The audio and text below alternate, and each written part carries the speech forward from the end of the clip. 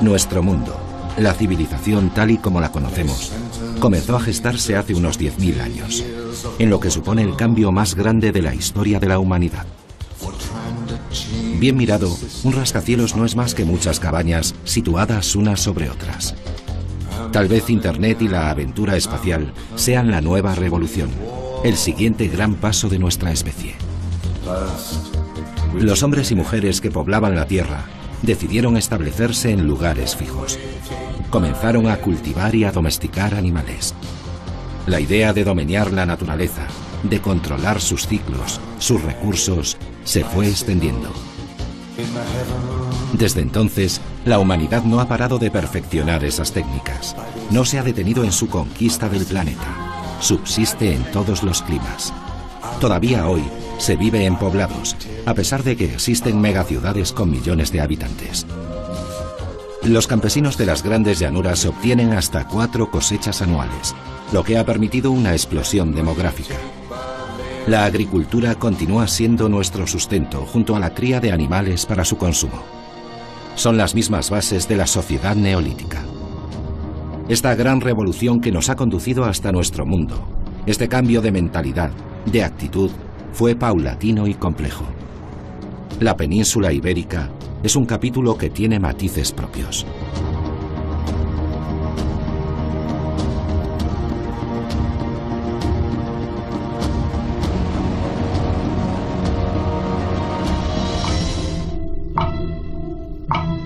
Iberia ha estado poblada por seres humanos desde hace más de 1 millón de años. Los más antiguos representantes del género Homo alcanzaron el norte, el levante y el sur peninsulares. Orce, Atapuerca, Bolomor o Cueva Negra son yacimientos míticos que están en el imaginario colectivo, cuando hace 30 años eran apenas conocidos. Durante un periodo tan extenso, fueron diferentes tipos humanos los que poblaron este rincón del occidente mediterráneo. Quizá los primeros Homo antecesor estuvieron en Atapuerca. Tal vez los últimos neandertales murieron en las cuevas de Gibraltar. El primer fuego se documenta en Cueva Negra, Caravaca de la Cruz. Allí se empleó y se controló hace casi 900.000 años. Los primeros humanos eran cazadores, carroñeros y recolectores que vivían en pequeñas comunidades nómadas. Algunos eran caníbales. Desde la irrupción de los homínidos hasta los albores de nuestra especie, transcurrieron centenares de miles de años.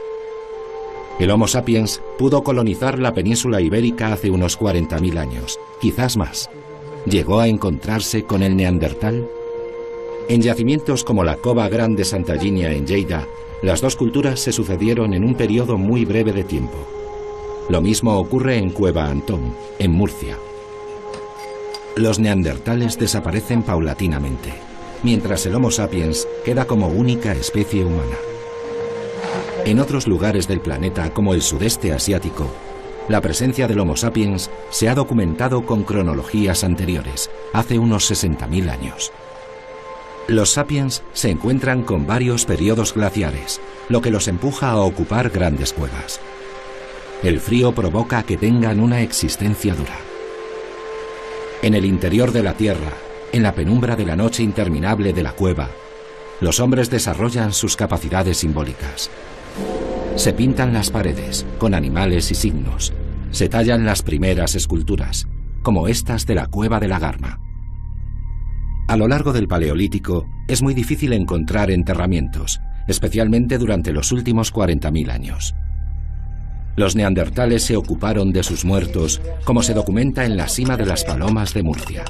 Los enterramientos de los primeros sapiens son todavía más difíciles de encontrar. No obstante, existen. En Cantabria, en la Cueva del Mirón, una mujer fue enterrada hace 19.000 años. Sus huesos fueron rociados con ocre, con pigmentos minerales. Esa operación puede contener una intención simbólica. Entonces, la humanidad debía enfrentarse todavía a una glaciación. Faltaban 10.000 años para que se retiraran los grandes fríos, para que arrancara el Neolítico. En los paradigmas más conocidos, el Neolítico se presenta como una nueva forma de vida que se fundamenta en la implantación de la agricultura y la domesticación de animales. Pero el neolítico no es solo eso, ni se gesta de la noche a la mañana. Los hombres y mujeres del neolítico continúan manteniendo prácticas de las poblaciones precedentes. Cazan, aunque comienzan a criar animales. Recolectan, pero empiezan a sembrar. Las comunidades son pequeñas y en ocasiones siguen siendo nómadas, pero la idea de controlar el medio, de asentarse en territorios fijos, se va imponiendo. Se inventa la cerámica y se siguen pintando las paredes, pero ahora los artistas prefieren, en líneas generales, decorar espacios al aire libre. Los datos indican que el clima va mejorando y eso impulsa a los hombres a establecerse. La aparición de la cerámica es capital para la humanidad. La cerámica es un producto del neolítico antiguo. Este importante avance tecnológico permite a los hombres almacenar productos, planificar su futuro con mayor seguridad. La cerámica muestra valores simbólicos y técnicas con las que se pueden identificar grupos específicos. Los neolíticos fabricaban cerámica para almacenar líquidos, cereales o para trasladar la pintura de un artista, como este pequeño recipiente del Museo de Alcoy, que se usó para llevar probablemente ocre hasta los abrigos cercanos de la Sarga. Los humanos han tenido predilección por algunos lugares, o al menos eso nos indica el registro fósil. Han elegido algunas cavernas de nuestro territorio para poblarlas secuencialmente durante decenas de miles de años. La cueva de Doña Trinidad, en Ardales, Málaga, es célebre por su arte paleolítico, por sus pinturas y sus grabados. Los neandertales también vivieron aquí hace unos 50.000 años. En sus paredes hay manos en negativo, que pudieron realizarse con esta técnica, y grabados de fauna hechos con buriles de piedra. Recientemente ha comenzado la exploración e investigación de sus galerías altas, que permanecen intactas desde hace miles de años. Una oportunidad para los científicos. Junto a algunas muestras de arte todavía por datar, aparecen muros de cabaña similares a los de la cueva cántabra de la Garma. En esta cápsula del tiempo también estuvieron los neolíticos. Existen depósitos funerarios de poblaciones de esta época. Se pueden ver restos aislados, como este fémur o esta mandíbula, o un osario de muy difícil acceso. Los neolíticos realizaban enterramientos comunitarios, a diferencia de los paleolíticos. La visión de la muerte, del más allá, la relación con los difuntos, cambia, evoluciona. Una de las características del neolítico en toda su extensión son los enterramientos colectivos. Los grandes dólmenes lo son. Pero esta nueva idea de la muerte arranca en el interior de las cuevas. En la cima de las Hediondas, en Casares, se está produciendo una investigación en un abismo que ha permanecido intacto durante miles de años. Aquí, además de los restos de cerámica y algún signo pintado, se han contabilizado hasta 10 individuos muertos que fueron depositados intencionadamente en un lugar muy profundo, con el claro propósito de preservar sus restos. Los investigadores confían en obtener ADN para determinar el origen y tipo de la población. El neolítico es un proceso que abarca miles de años. Solo en su fase final constituye una verdadera puerta a la civilización tal y como la entendemos. Gran parte de la humanidad ha vivido como en el neolítico, con mayor o menor sofisticación hasta nuestros días. ¿Cuándo empieza y cómo se extiende el neolítico? ¿Cómo debemos afrontar su análisis? Todo hay que verlo en el tardoglacial, a nivel del gran cambio que surge en el planeta al fin de los hielos del Cuaternario, que hay diversas graduaciones de medio ambiente.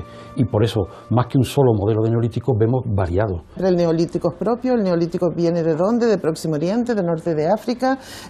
Primero se neolitiza Levante y luego de ahí pasa al resto del territorio peninsular. La península ibérica puede ser un centro de confluencia de distintas actividades y a su vez ella, además de ser receptora, sería transmisora de productos más elaborados. Entonces quizás habría más que centrarse más en regiones, intentar resolver región a región qué ha pasado, antes de intentar dar una respuesta al modelo de difusión del neolítico a nivel global, a nivel europeo. Ya sabemos desde el neolítico antiguo que hay un contacto, una interacción entre grupos sociales de los primeros agricultores y ganaderos por una vía que es la vía del Mediterráneo, hay otras vías, la vía continental del continente europeo, por esta vía del Mediterráneo. Lo que pasa es que no tenemos prueba de cómo fue. En el Levante español encontramos algunas de las manifestaciones más antiguas del Neolítico peninsular. Su arte rupestre, con estaciones como la de la Sarga o el Pla de Petracos, y su cerámica cardial, son hitos muy importantes en nuestra búsqueda.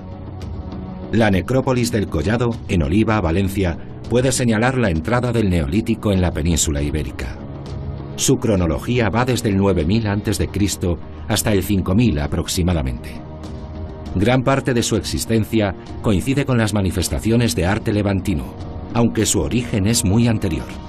Tal vez estos sean los primeros agricultores y ganaderos de la península. En Cataluña existen dos yacimientos claves para comprender la expansión del Neolítico.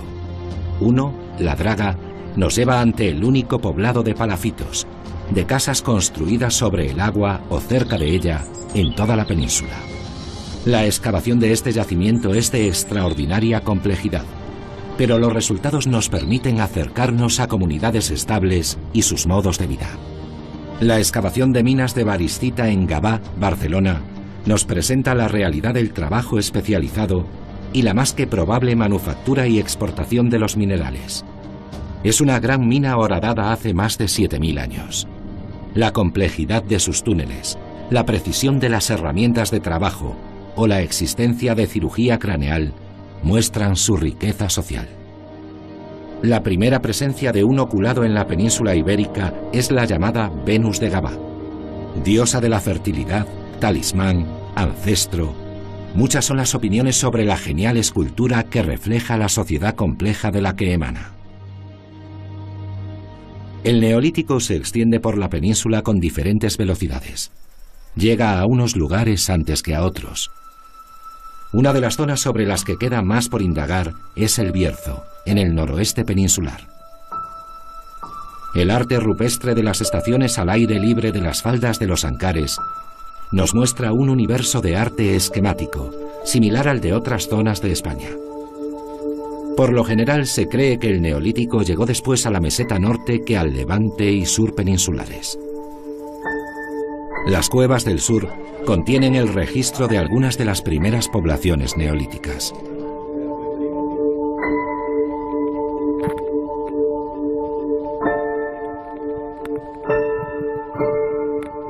Una mano por delante y una por atrás.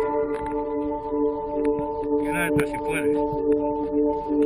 Si tienes más fuerza con la derecha arriba y la izquierda adelante. La que te dé la gana. Eso es, sí.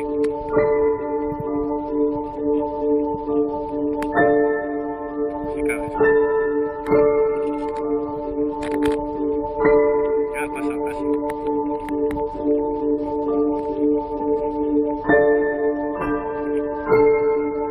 Sigue arriba.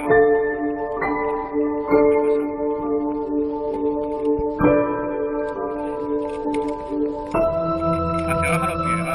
Hacia abajo. Ahí.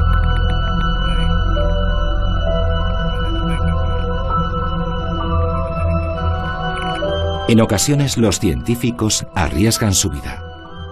La búsqueda del Neolítico antiguo en cuevas nos ha dejado ante un caso de dificultad especial. Un trabajo realizado a 42 metros bajo tierra con un acceso diabólico. Los espeleólogos habían localizado unas formas cerámicas por casualidad y la excavación científica ha sido contrarreloj. Las valoraciones preliminares del hallazgo marcan toda la estrategia de excavación. Desde que se produjo el yacimiento o desde que se produjo el enterramiento hasta la actualidad, nadie ha entrado en la cueva. Supone un documento de primer orden, entre otras razones porque lo podemos estudiar tal como quedó después de que los últimos ocupantes de la cueva la abandonaran. Estamos en las puertas de un neolítico muy antiguo De hecho es el más antiguo de Andalucía y que se desarrolla a finales del sexto milenio. Eso traducido en fecha sería aproximadamente entre un 5.300 y un 5.000. Los análisis radiocarbónicos han confirmado las sospechas de los científicos sobre la antigüedad del yacimiento. Varias dataciones han arrojado una cronología del 5300 a.C., siendo así un yacimiento claramente del Neolítico antiguo. Son los primeros productores de alimentos en estos momentos de la historia. A finales del sexto milenio ya las sociedades comienzan a ser agricultores y ganaderas y también artesanas. Los investigadores reconocen los tipos cerámicos desde su primera visualización. Es un tipo de cerámica muy característica del Neolítico antiguo de Andalucía, y nosotros que hemos excavado en otro yacimiento, que es la Cueva del Toro, la cerámica es muy similar a la que hemos encontrado en Toro. Dadas las características, nosotros podemos decir que corresponde al Neolítico antiguo. Consisten en 4 vasos cerámicos, de los cuales 2 tienen una volumetría en torno a unos 2 litros, uno es un poco mayor y hay uno muy pequeño que, si atendemos a lo que se ve en otros yacimientos con características similares en este tipo de recipientes, es lo que se denominaría cerámica de aprendiz. La importancia de este yacimiento no es solo que aparezcan los 4 recipientes, sino que además están dispuestos de una manera triangular y en medio hay indicios de una pequeña fosa que creemos que ahí es donde puede estar el enterramiento. La excavación se desarrolló en unas condiciones de humedad extrema, que superaba el 90%. Al tratarse de suelos intactos, el cuidado debía extremarse para no alterar nada. El peligro de deshidratación era muy elevado, con lo que el suministro de líquidos debía estar garantizado siempre. La extracción de más de 1000 kilos de sedimento y su traslado para un estudio posterior es una de las operaciones arqueológicas más complejas de los últimos años.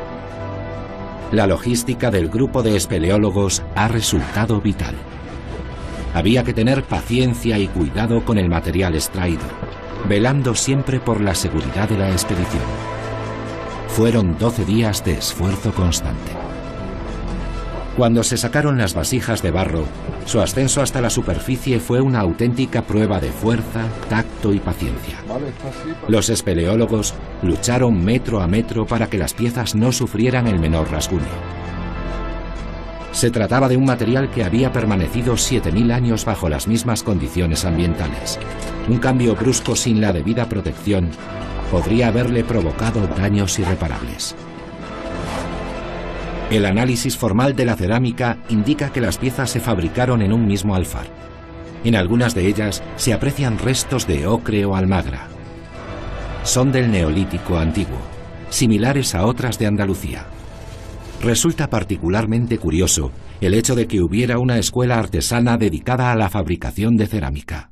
Uno de los elementos que llama la atención de los 4 recipientes es que uno al menos está hecho por un aprendiz, y hay un segundo que posiblemente también cuando se limpie lo sabremos, pero se nota que hay todo un sistema de aprendizaje que implica una correlación de orgullo por el trabajo bien realizado. En esta excavación no se encontraron restos humanos, pero su interés para la ciencia es muy alto. Se sospecha que el acceso original facilitaba que este fuera un espacio de habitación, no una tumba. Los arqueólogos han recuperado carbones y semillas de diferentes cultivos. La cavidad principal de la cueva quedó aislada por un terremoto que provocó un gran derrumbe. La actividad sísmica en esta región nos puede dar otras pautas sobre el comportamiento de las sociedades neolíticas. La Cueva del Toro se encuentra en el Torcal de Antequera, apenas a unos cuantos kilómetros de los dólmenes de la planicie.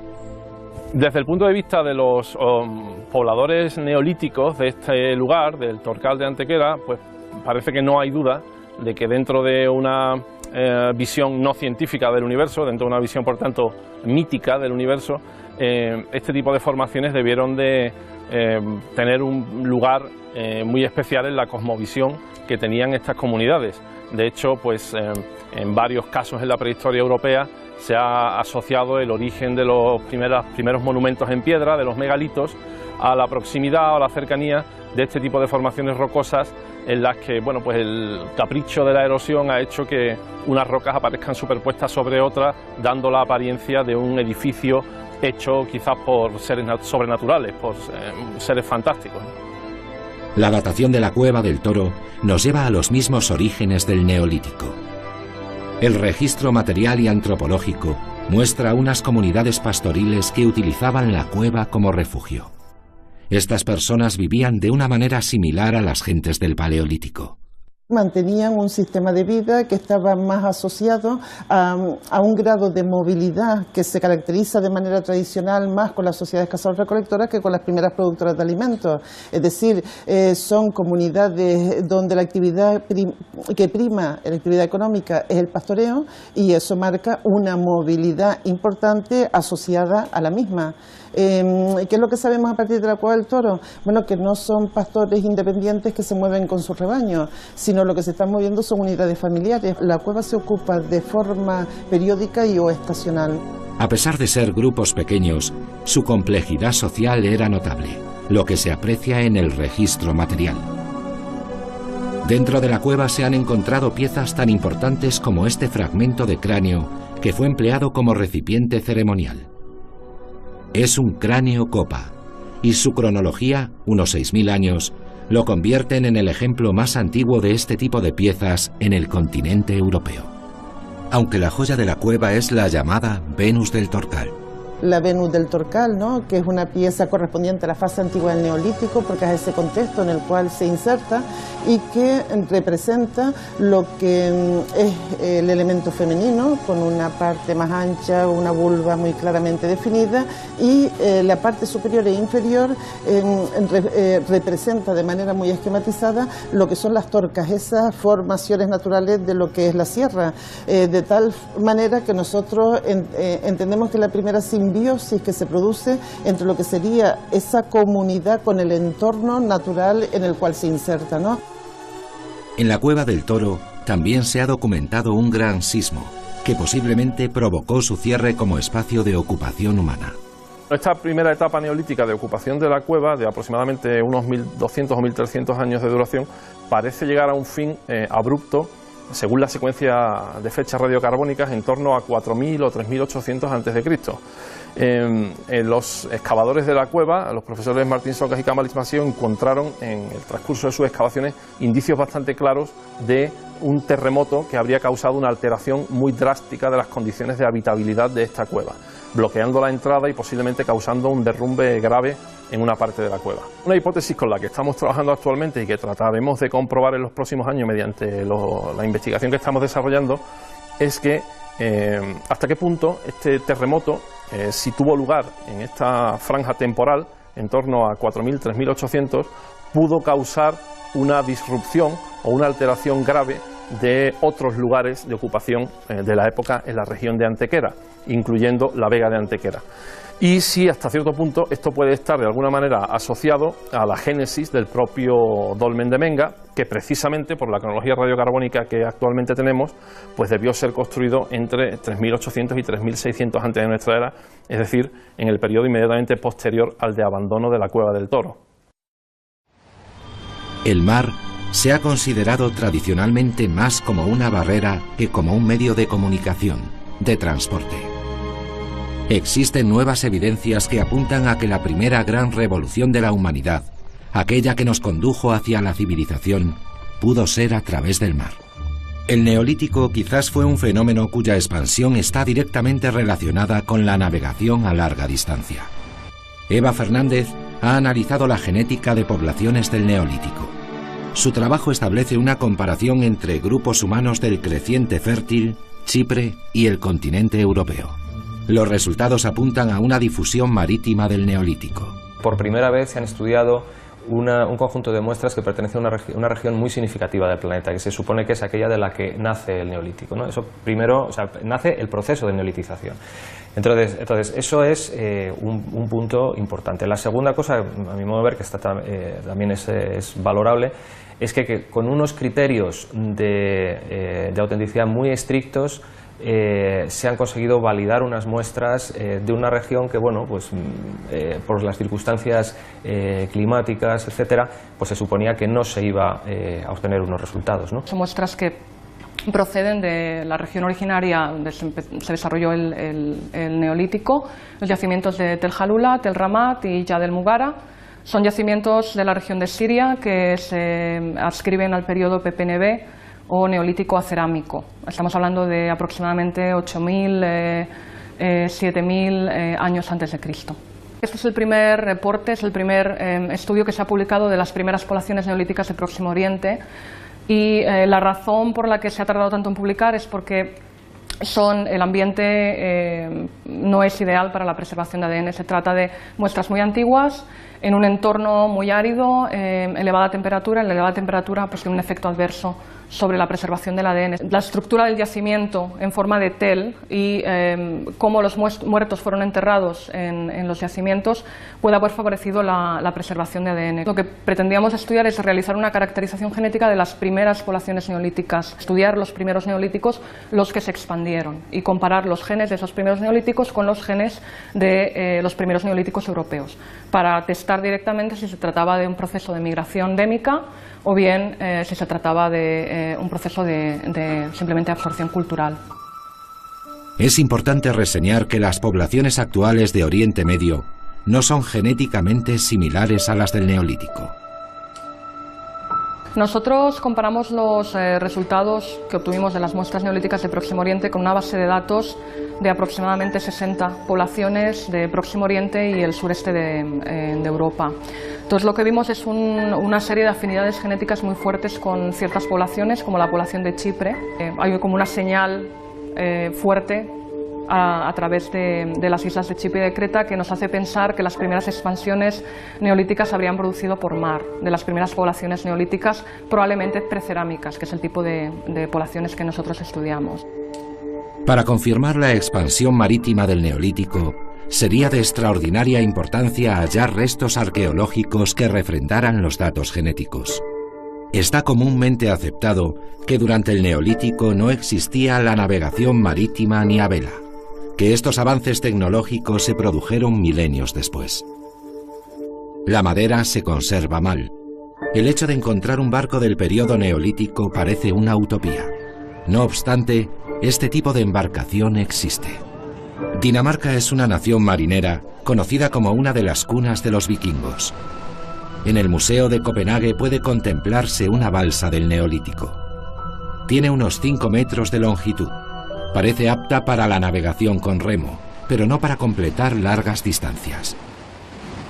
Nuestra búsqueda de los barcos del Neolítico, de los primeros barcos de la historia, nos empuja miles de kilómetros al sur y tierra adentro. Un viaje a la Sierra de los Alcornocales, en el término de Jimena de la Frontera, Cádiz. Sus bosques húmedos son la última selva de Europa occidental. Parece una locura buscar barcos por aquí. Los datos conducen a una formación rocosa muy difícil de encontrar. El paisaje que la rodea está plagado de alcornoques. Es un abrigo con arte rupestre conocido como la Laja Alta. Sobre sus paredes se plasman pinturas rupestres de tipo esquemático. El arte esquemático es uno de los característicos del periodo neolítico y se prolonga hasta el 2500 a.C. aproximadamente. Algunas de estas pinturas son barcos. Tradicionalmente se ha creído que estos barcos eran fenicios y que fueron pintados unos 1000 años antes de Cristo. En realidad, nadie había realizado una datación científica de los mismos. Uno de los motivos para venir al abrigo era resolver el enigma de las embarcaciones, o sea, datar esas embarcaciones. Las pinturas del abrigo parecen tener una intención narrativa, sugieren una historia. No todos los barcos son iguales, ni navegan de la misma forma. En unos se emplean remos, en otros el velamen. Algunos parecen atracados. Está claro que los pintores los estudiaron con tiempo y atención. Gracias al empleo de nuevas técnicas de tratamiento de imagen, los investigadores han descubierto trazos que permanecían ocultos a simple vista. hemos utilizado un nuevo procesamiento de tratamiento de imagen con un cierto tipo de análisis de software bastante interesante que se está aplicando, lo cual nos ha permitido hacer unos calcos digitales que hasta ahora no se habían hecho. Entonces tenemos un procesamiento de imagen mucho más fidedigno a lo que se conserva. El primer elemento para afrontar la datación es un elemento indirecto, el estilo pictórico, que es claramente esquemático. El tipo de arte que es propio del Neolítico. El abrigo realmente es muy complejo, aparecen elementos típicos del arte esquemático, ¿no? Como son los zoomorfos, antropomorfos, soliformes, y luego aparecen unos elementos en principio extraños al arte esquemático, que son las embarcaciones. Aunque no tan extraños en esta comarca, porque hay otros abrigos que tienen otros barcos, no exactamente iguales que estos, pero también representan temas náuticos que son extraños al arte esquemático del conjunto del sur peninsular. Este tipo de arte en época fenicia no existe. Realmente el motivo ha sido la arquitectura naval, pero en época fenicia no existe este tipo de representaciones de esta manera, en este tipo de contexto, en estos lugares, pero ni en la península ibérica ni en el resto del Mediterráneo. Un hecho que determina que las pinturas de barcos pertenecen al periodo antiguo, al esquemático, es que ocupan el centro del abrigo.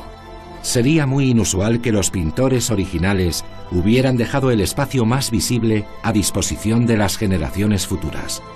Los barcos no están pintados sobre otros motivos gráficos. Los científicos rastrearon los pigmentos, sus componentes y aglutinantes. El empleo de aglutinantes es similar en las pinturas rojas y las negras, lo que sugiere que fueron hechas de manera simultánea o con gran proximidad en el tiempo.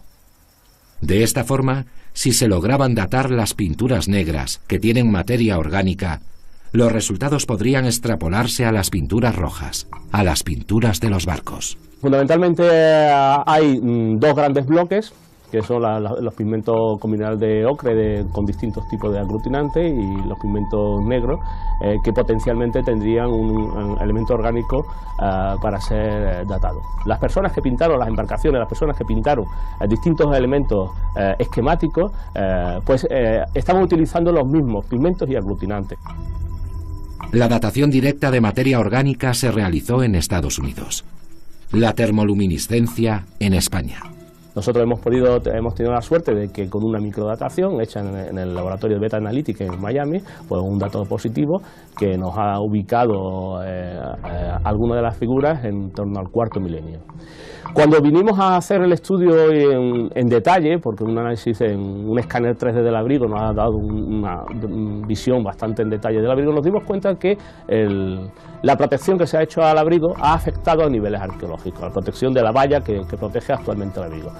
Y vimos que ha afectado a niveles arqueológicos del último nivel arqueológico de ocupación del abrigo por la presencia de esa cerámica. Y esta cerámica del último nivel de ocupación se mandó a datar en el laboratorio de la Universidad Autónoma de Madrid por termoluminiscencia, ubicándonos nuevamente las mismas fechas que nos estaba dando el pigmento, con lo cual tenemos actualmente dos dataciones. Una datación absoluta de manera directa de un pigmento de una de las figuras que nos sitúa en el cuarto milenio y una datación por termoluminiscencia absoluta sobre cultura material que de la último momento de ocupación del abrigo. Las dos dataciones son coherentes y nos sitúa la ocupación del abrigo en torno a la ocupación, uso y por tanto las pinturas del abrigo en torno al cuarto milenio antes de Cristo. ¿Cómo eran en realidad los navíos? Viendo las pinturas y los calcos correspondientes, es complejo identificar una tipología exacta. Hemos consultado a varios expertos para realizar un modelo hipotético lo más cercano posible a la realidad. Este es el resultado. Desde luego, la modernidad de las naves impresiona. No está en nuestros esquemas imaginar que barcos así surcaban el Mediterráneo hace 6.000 años. Lo que sí es cierto, lo que ponemos y no hay que dudar, es que las poblaciones del sur de la península ibérica, a partir de lo que tenemos aquí en Laja Alta, ya conocían embarcaciones a vela. Si eran propias o eran de gente del exterior, yo creo que es un debate que tiene que venir. La nueva investigación plantea un cambio de paradigma, y este hecho hará que su aceptación por la comunidad internacional sea difícil. La trascendencia es porque tenemos unas representaciones de embarcaciones a vela, posiblemente en pintura rupestre, la más antigua del mundo, sin lugar a dudas. Bueno, pues que hay que plantearse muchas cosas. Realmente hay que pensar, tener una mente un poco abierta y pensar que quizás la historia no es como la hemos contado en los últimos 40 o 50 años. La historia puede ser un poco distinta.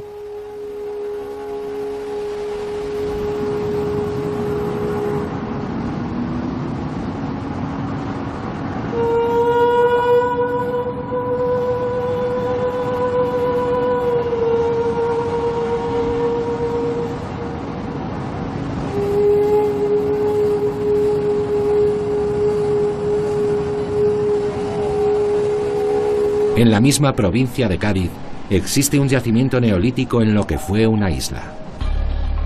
Hablamos del llamado campo de hockey, en San Fernando.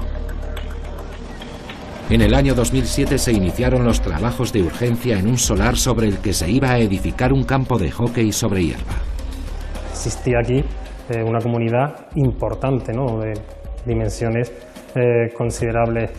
En relación a la necrópolis, pues sí, es realmente espectacular. Además, no sabemos todavía los límites exactos que tenía la misma, pero tenía una población bastante elevada.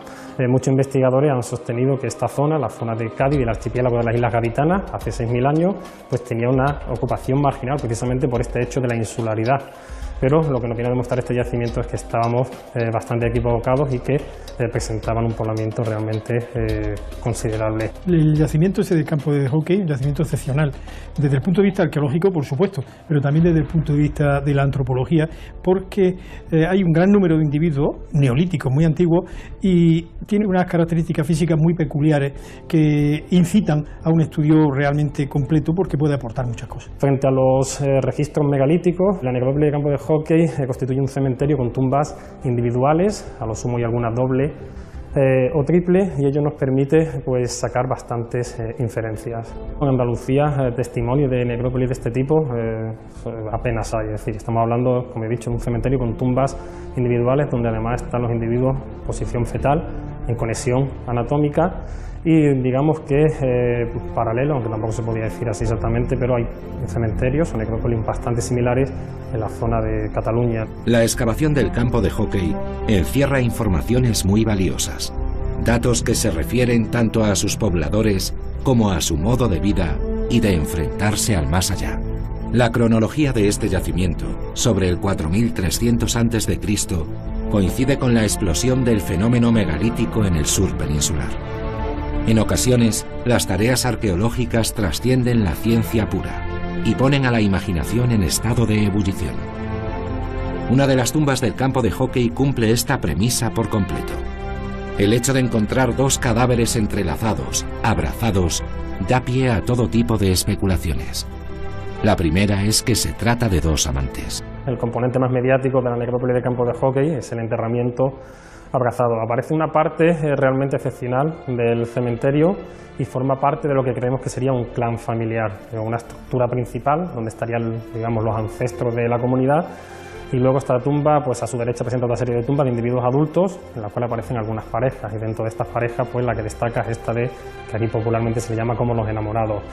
Digamos que son dos individuos, un individuo adulto, varón, de unos 35 o 40 años, el segundo individuo tendría entre unos 12, 14 años, a priori parece que es un individuo femenino, y lo más singular del enterramiento es que aparecen con los miembros, tanto superiores, es decir, los brazos como inferiores de las piernas, entrelazados en posición de abrazo. ¿Qué nos indica esto?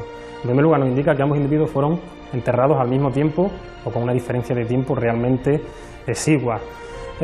Porque realmente es difícil encontrarse los individuos en esa posición, ¿no? Se han pasado bastantes años entre la muerte de uno y otro. En segundo lugar, lo que nos indica que existió un fuerte vínculo afectivo entre los dos individuos. Evidencia de enterramiento de hombre y mujer en el mismo lugar y en el mismo momento, que eso es interesante porque está claro que esta gente tuvo que morir en el mismo episodio, porque si no los huesos estarían de otra manera. Ya aparecen en el epipaleolítico y en el mesolítico, ya aparecen el resto de este tipo, en la edad del bronce también. Así que, bueno, no es raro, y para mí el interés que tiene, de parte de lo romántico y lo bonito que sea, el interés que tiene es mostrar que la población humana ya se ayudaban uno a otro y que existía un contexto típicamente humano en cuanto al pensamiento y en cuanto a los sentimientos. El estudio de los ajuares del complejo funerario del campo de hockey ha dado muchos datos sobre esta sociedad estratificada. Una sociedad volcada al mar y su aprovechamiento. Una sociedad civilizada. El componente ritual de los restos de fauna abre la puerta a cultos zoolátricos o al chamanismo. Los animales eran algo más que comida o fuerza de trabajo. Es interesante, viendo que hay una zona claramente de producción de alimentos y de almacenamiento y otra zona claramente de necrópolis, como los animales salvajes, este tipo de animales que hemos visto que se entierran de una manera ritual, aparecen en la zona de almacenamiento y curiosamente en la zona de necrópolis lo que aparecen son animales domésticos. Concretamente no sabemos todavía muy bien si como ofrenda o como acciones rituales de consumo de animales, pero hay hogares en la zona de, como digo, de necrópolis, donde aparecen restos calcinados de animales domésticos, vacas, de caprinos y cerdos fundamentalmente. El caso del lince es un tanto peculiar, puesto que es un pequeño carnívoro que suele aparecer raramente en los yacimientos, si no raramente, sí escasamente en cuanto al número de restos, y el caso de que aparezca completo, indica que fue cazado y sometido a un ritual. Está claro que existe una relación estrecha entre el hombre y algunas especies animales, con unos más que con otros. Por ejemplo, el perro parece que es el animal con el cual el hombre tiene una relación más estrecha por distintas cuestiones, ¿no? Es decir, le sirve de compañía, le sirve para la caza, le sirve para ayudarle en la ganadería, de guarda, en fin, de una serie de cuestiones que a la hora de su muerte el perro le acompaña. O sea, tenemos que tener en cuenta que cuando estas personas fallecen, estos perros son sacrificados para acompañarlos en su viaje al más allá. La población se diferencia de la de las zonas cercanas. Los análisis antropológicos muestran unas características que parecen indicar un origen africano. Los científicos piensan que eran negroides, aunque falta la confirmación genética. La configuración ósea era muy robusta, y esta parece ser la clave para determinar su origen. Sí que es verdad que en otras zonas de España han aparecido restos neolíticos, pero de estas características no, porque tienen caracteres morfológicos más robustos que otros que se han estudiado. Desde luego no sería descabellado pensar que esa población puede venir del norte de África. Ciertamente están muy cerca y aparte de eso los contactos físicos e incluso étnicos entre unos grupos y otros, entre el norte de África y el sur de la península, han sido constantes desde el Paleolítico. El Neolítico llega a la península a través del mar y aquello está en el mar. Son comunidades que tienen que estar en contacto con otros lugares, sin ninguna duda, y con otros lugares de la península, con otros lugares de fuera de la península, básicamente entiendo yo, lo más próximo que sería África del Norte.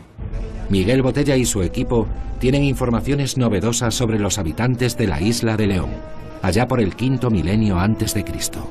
Son más bien personas mayores, solo hay un subadulto.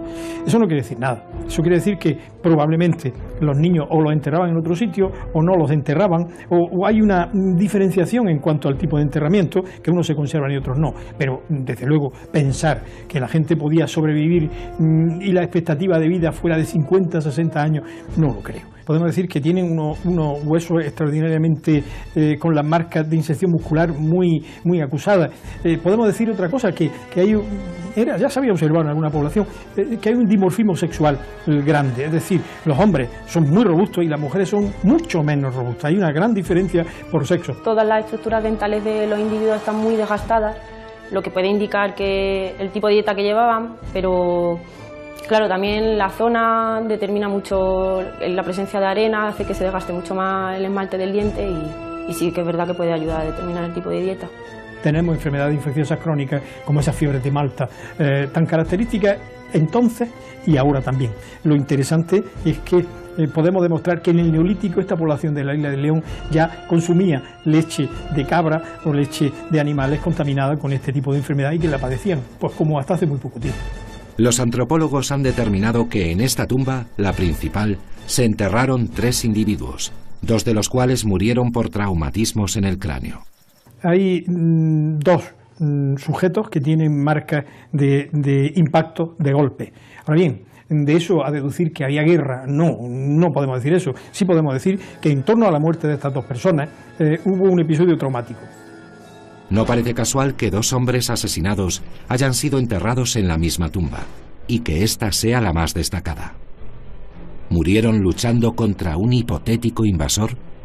Una muerte traumática no debe indicar necesariamente que estas personas vivieran conflictos armados con sus vecinos, aunque podría ser así, sobre todo si tenemos en cuenta que en el yacimiento se rescataron partes de un foso. En estas poblaciones neolíticas ya comienzan a fortificarse y está claro que cuando se fortifican es porque unos quieren lo que los otros tienen y bueno, y de ahí surge la violencia. Sí, la violencia tenía que existir ya en esas comunidades, sobre todo las comunidades que comienzan a sentarse en sitios fijos, es decir, comienzan a ser sedentarias y empiezan a producir. Esa producción lleva a la violencia y eso va consustancial con las sociedades urbanas. 1000 años después, se construyen las primeras ciudades fortificadas en el sureste. El yacimiento de los Millares en Almería nos presenta una sociedad que ya domina los metales, que posee una arquitectura funeraria y defensiva muy avanzada, que comercia con otros pueblos. Durante esos 1000 años, los poblados y la arquitectura van desarrollándose poco a poco. Se conquista el uso de los metales. Se aplican técnicas avanzadas para esculpir el marfil y el cristal de roca. El universo simbólico se hace cada vez más complejo. Incluso se plantea la aparición de formas de escritura relacionadas con el mundo dolménico. El conjunto de los dólmenes de Antequera es un paradigma. Aproximadamente a partir del 4000 a.C., se edificó en esta planicie uno de los monumentos megalíticos más enigmáticos de Occidente, el verdadero Stonehenge español.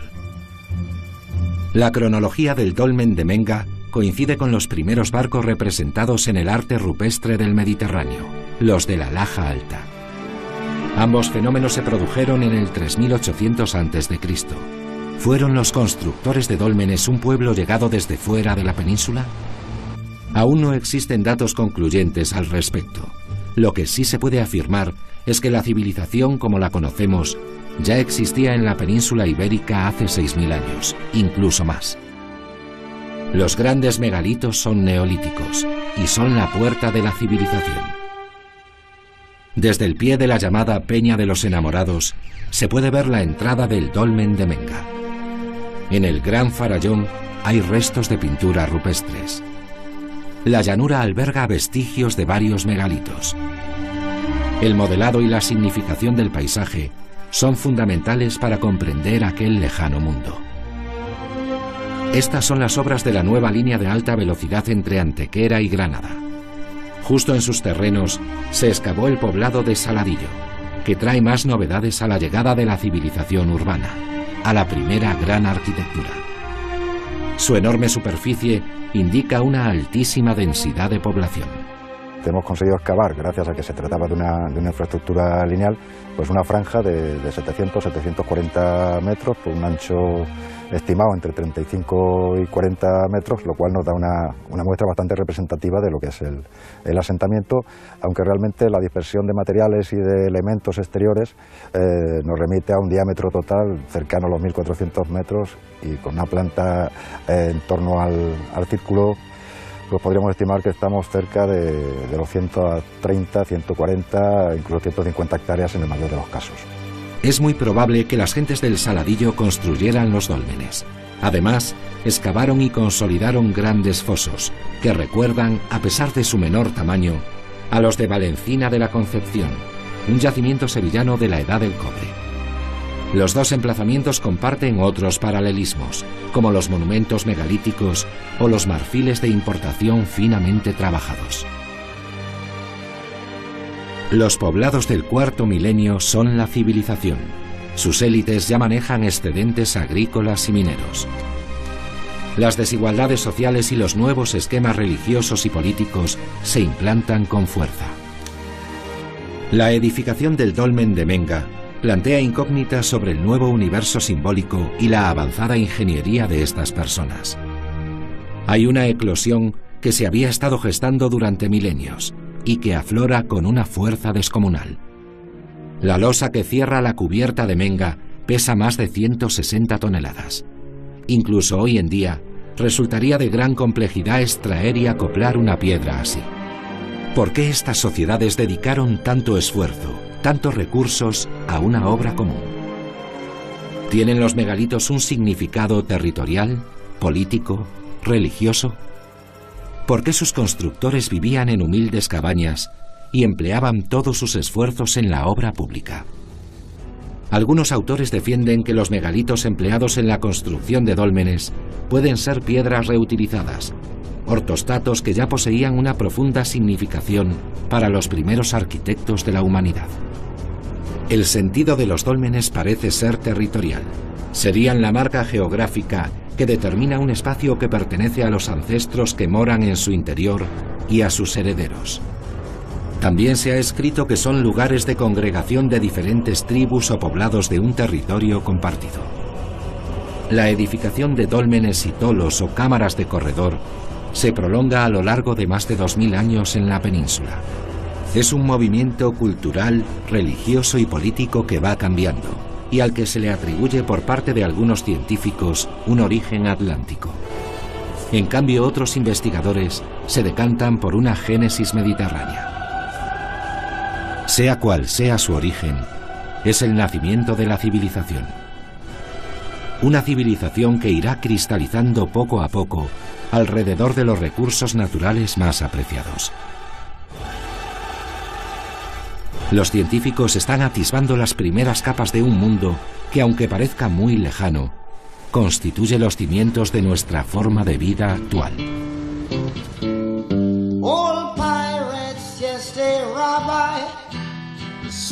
Este rincón del occidente mediterráneo.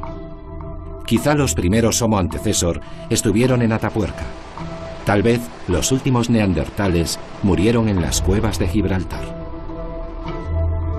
El primer fuego se documenta en Cueva Negra, Caravaca de la Cruz. Allí se empleó y se controló hace casi 900.000 años. Los primeros humanos eran cazadores, carroñeros y recolectores que vivían en pequeñas comunidades nómadas. Algunos eran caníbales. Desde la irrupción de los homínidos hasta los albores de nuestra especie, transcurrieron centenares de miles de años. El Homo sapiens pudo colonizar la península ibérica hace unos 40.000 años, quizás más. ¿Llegó a encontrarse con el neandertal? En yacimientos como la Cova Grande Santa Ginia en Lleida, las dos culturas se sucedieron en un periodo muy breve de tiempo. Lo mismo ocurre en Cueva Antón, en Murcia. Los neandertales desaparecen paulatinamente, mientras el Homo sapiens queda como única. Nuestro mundo, la civilización tal y como la conocemos, comenzó a gestarse hace unos 10.000 años, en lo que supone el cambio más grande de la historia de la humanidad. Bien mirado, un rascacielos no es más que muchas cabañas situadas unas sobre otras. Tal vez Internet y la aventura espacial sean la nueva revolución, el siguiente gran paso de nuestra especie. Los hombres y mujeres que poblaban la Tierra decidieron establecerse en lugares fijos. Comenzaron a cultivar y a domesticar animales. La idea de domeñar la naturaleza, de controlar sus ciclos, sus recursos, se fue extendiendo. Desde entonces, la humanidad no ha parado de perfeccionar esas técnicas. No se ha detenido en su conquista del planeta. Subsiste en todos los climas. Todavía hoy se vive en poblados, a pesar de que existen megaciudades con millones de habitantes. Los campesinos de las grandes llanuras obtienen hasta 4 cosechas anuales, lo que ha permitido hace 19.000 años. Sus huesos fueron rociados con ocre, con pigmentos minerales. Esa operación puede contener una intención simbólica. Entonces, la humanidad debía enfrentarse todavía a una glaciación. Faltaban 10.000 años para que se retiraran los grandes fríos, para que arrancara el Neolítico. En los paradigmas más conocidos, el Neolítico se presenta como una nueva forma de vida que se fundamenta en la implantación de la agricultura y la domesticación de animales. Pero el Neolítico no es solo eso, ni se gesta de la noche a la mañana. Los hombres y mujeres del Neolítico continúan manteniendo prácticas de las poblaciones precedentes. Cazan, aunque comienzan a criar animales. Recolectan, pero empiezan a sembrar. Las comunidades son pequeñas y en ocasiones siguen siendo nómadas, pero la idea de controlar el medio, de asentarse en territorios fijos, se va imponiendo. Se inventa la cerámica y se siguen pintando especie humana. En otros lugares del planeta, como el sudeste asiático, la presencia del Homo sapiens se ha documentado con cronologías anteriores, hace unos 60.000 años. Los sapiens se encuentran con varios periodos glaciares, lo que los empuja a ocupar grandes cuevas. El frío provoca que tengan una existencia dura. En el interior de la Tierra, en la penumbra de la noche interminable de la cueva, los hombres desarrollan sus capacidades simbólicas. Se pintan las paredes con animales y signos. Se tallan las primeras esculturas, como estas de la cueva de la Garma. A lo largo del Paleolítico es muy difícil encontrar enterramientos, especialmente durante los últimos 40.000 años. Los neandertales se ocuparon de sus muertos, como se documenta en la cima de las Palomas de Murcia. Los enterramientos de los primeros sapiens son todavía más difíciles de encontrar. No obstante, existen. En Cantabria, en la cueva del Mirón, una mujer fue enterrada debido a una explosión demográfica. La agricultura continúa siendo nuestro sustento junto a la cría de animales para su consumo. Son las mismas bases de la sociedad neolítica. Esta gran revolución que nos ha conducido hasta nuestro mundo, este cambio de mentalidad, de actitud, fue paulatino y complejo. La península ibérica es un capítulo que tiene matices propios.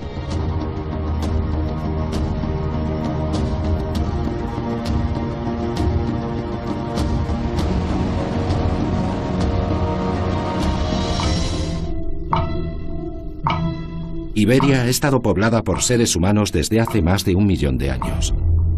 Los más antiguos representantes del género Homo alcanzaron el norte, el levante y el sur peninsulares. Orce, Atapuerca, Bolomor o Cueva Negra son yacimientos míticos que están en el imaginario colectivo, cuando hace 30 años eran apenas conocidos. Durante un periodo tan extenso, fueron diferentes tipos humanos los que poblaron